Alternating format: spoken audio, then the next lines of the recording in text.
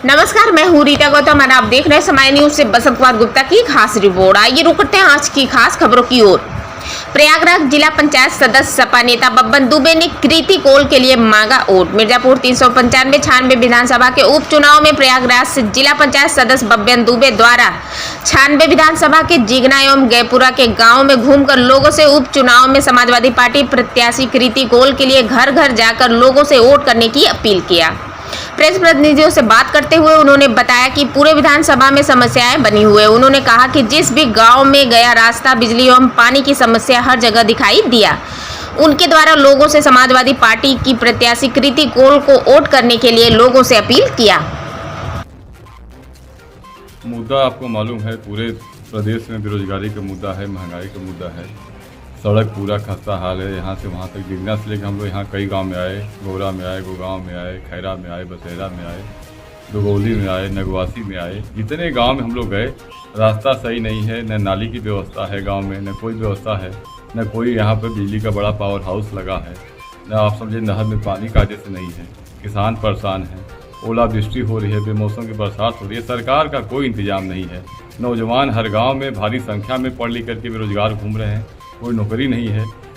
ये विधानसभा उपचुनाव है यहाँ पे 96 का, तो समाजवादी पार्टी से जो कृति कोल प्रत्याशी लड़ रही है, बेदाग छवि की नेता है।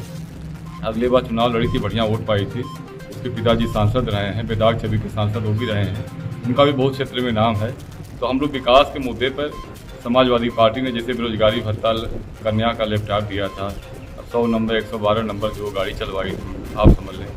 तो ऐसा बीजेपी का कोई काम नहीं है। बीजेपी ने केवल झूठ बोला है और धर्म के नाम पर, हिंदू मुस्लिम के नाम पर वोट लिया है, लड़ाया है एक दूसरे को, और काम कुछ नहीं किया है। रंग पोतवा करके, पीला करा करके नाम का केवल बदला है और काम इसने कुछ नहीं किया है, न काम ये करेगी। ये केवल हिंदू मुसलमान को लड़ा करके, और जब कोई मुद्दा की बात होती है तो पाकिस्तान की बात छेड़ देते हैं।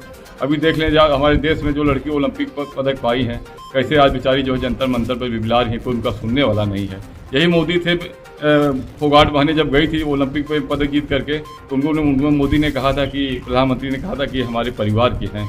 आज बेचारी 15-20 दिन से बिना खाए पिए वहाँ पर सड़ रही हैं, मर रही हैं, कोई पूछने वाला उनको नहीं है। आज परिवार की नहीं है, तो आज उनके पार्टी का कोई बात होती है, ना न्यायालय में न्याय मिलता है, ना सड़क पर पुलिस वाले रात में किस तरह से उनको पकड़ के बाल मार रहे थे, घसीट रहे थे। ये देश में क्या हो रहा है? देश बड़ा दुखी है। हम लोग पूरा परिवर्तन की लहर यहाँ बह रही है।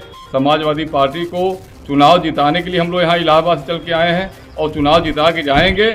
और समाजवादी पार्टी के चुनाव जिताने के बाद में एक लहर पैदा होगी जो लोकसभा में चलेगी, और उसी लोकसभा में जो है यहाँ पर परिवर्तन का नारा होगा, मोदी हटाओ देश बचाओ का नारा यहाँ पर पूरा गूंजेगा। मोदी जैसे कर्नाटक में बजरंग बली कर रहे हैं, हनुमान जी कर रहे हैं। हनुमान जी बजरंग बली सबके दिल में रहते हैं, लेकिन हमको काम चाहिए, किसान को खाद चाहिए, पानी चाहिए, यूरिया चाहिए, बिजली चाहिए, बच्चों को लैपटॉप चाहिए, पढ़ने के लिए किताब चाहिए, नौकरी चाहिए, फीस चाहिए, दवाई चाहिए। इनका कोई इंतजाम नहीं है। इनका इंतजाम केवल बस ये है, हिंदू मुसलमान को लड़ाओ, नफरत की राजनीति पैदा करो। और नफरत की, जैसे राहुल गांधी ने कहा था कि नफरत की बाजार में हम लोग मोहब्बत बांटने आए हैं, तो ये मोहब्बत से देश चलता है। ये देश जो है भाईचारा चलता है, ये देश नफरत से नहीं चलता है।